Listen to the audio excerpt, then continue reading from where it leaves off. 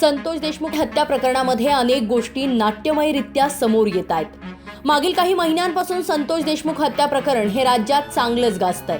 या प्रकरणामध्ये अनेक आरोप होत आहेत, वेगवेगळे दावे केले जात आहेत। दरम्यान देशमुख यांच्या हत्येचा कट कुठे आणि कधी शिजला हे गोपनीय साक्षीदाराच्या माध्यमातून आता उघड होत असतानाच कळंबमधील एका महिलेचा वारंवार या संपूर्ण प्रकरणामध्ये उल्लेख होत होता आणि याच महिलेच्या हत्येनंतर या प्रकरणाचं गूढ आणखी वाढलंय।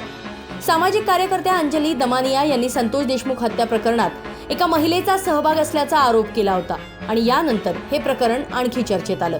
अशातच कळंबमध्ये एका घरात महिलेचा संशयास्पद मृत्यू झाल्याचं पुढे आलंय।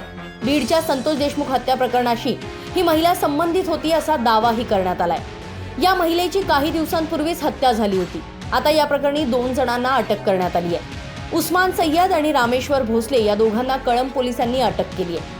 हे दोघंही आरोपी बीडच्या केजमधले रहिवासी आहे आणि आता या महिलेचा आणि संतोष देशमुख हत्या प्रकरणाचा नेमका कसा संबंध जोडला जातोय ते आधीच जाणून घेऊया।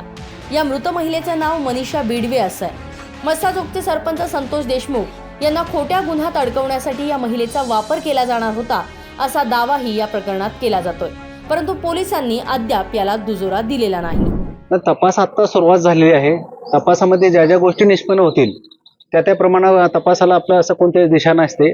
जसं माहिती मिळेल त्याप्रमाणे तपास वाढवत असतो। आणखी आरोपी असण्याची शक्यता वगैरे नाही, या क्षेत्रात आपल्याला सांगता येणार नाहीये। जसं इंट्रोगेशन चालू होईल किंवा तपास पुढे जाईल त्याप्रमाणे त्यामध्ये कमी जास्त होऊ शकतं। दरम्यान मस्साजोगच्या गावकऱ्यांनी याबाबत यापूर्वीच फार गंभीर आरोप केले होते। संतोष देशमुख यांचा मृतदेह कळंबला नेण्याचा वेगळाच प्लॅन पोलिसांनी रचला होता असा आरोप गावकऱ्यांनी केला होता। संतोष देशमुख यांच्या मृतदेहाबाबत माहिती मिळाली तेव्हा गावकरी तिकडे गेले।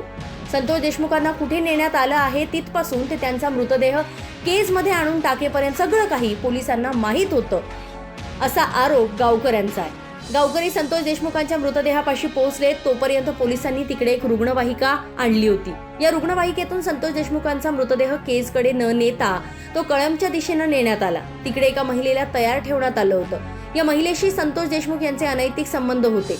त्यांच्यातील वादातून संतोष देशमुखांची हत्या झाली असं बीड पोलिसांना दाखवायचं होतं। मात्र मस्साजोग गावातील तरुण रुग्णवाहिकेचा पाठलाग करत असल्यानं हा प्लॅन फसला असा आरोप यापूर्वी मस्साजोगच्या गावकऱ्यांनी केलाय। दरम्यान आता कळंबमधील या महिलेचा मृत्यू झाल्यानं आणखी संशय वाढलाय। या महिलेच्या मृत्यू प्रकरणी रामेश्वर भोसले याला पोलिसांनी अटक केली आहे। रामेश्वर भोसले हा मृत महिलेकडे चालक म्हणून काम करत होता। या महिलेकडे रामेश्वरचे काही आक्षेपार्ह व्हिडिओ आणि फोटो होते, त्यामुळे ही महिला छळ करत असल्याचं रामेश्वरनं पोलिसांना सांगितलंय। या महिलेच्या हत्येनंतर आरोपी रामेश्वर भोसले मृतदेहाशेजारी 2 दिवस झोपून होता।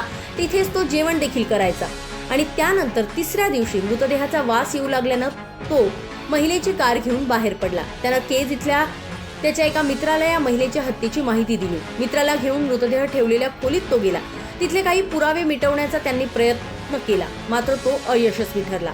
अशा काही गोष्टी तपासात आता समोर येत आहेत। संतोष देशमुख हत्या प्रकरणात कळंबमधील एका महिलेचा वारंवार उल्लेख होतो आणि त्यानंतर कळंबमधील एका महिलेचा मृतदेह कुजलेल्या अवस्थेत सापडतो। एकूणच या संपूर्ण घटनेमुळे या प्रकरणामधली गुंतागुंत आता आणखी वाढली आहे हे निश्चित।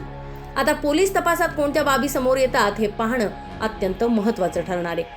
धाराशिवहून कुंदन शिंदेंसह अश्विनी जाधव केदारी, लोकमत व्हिडिओ।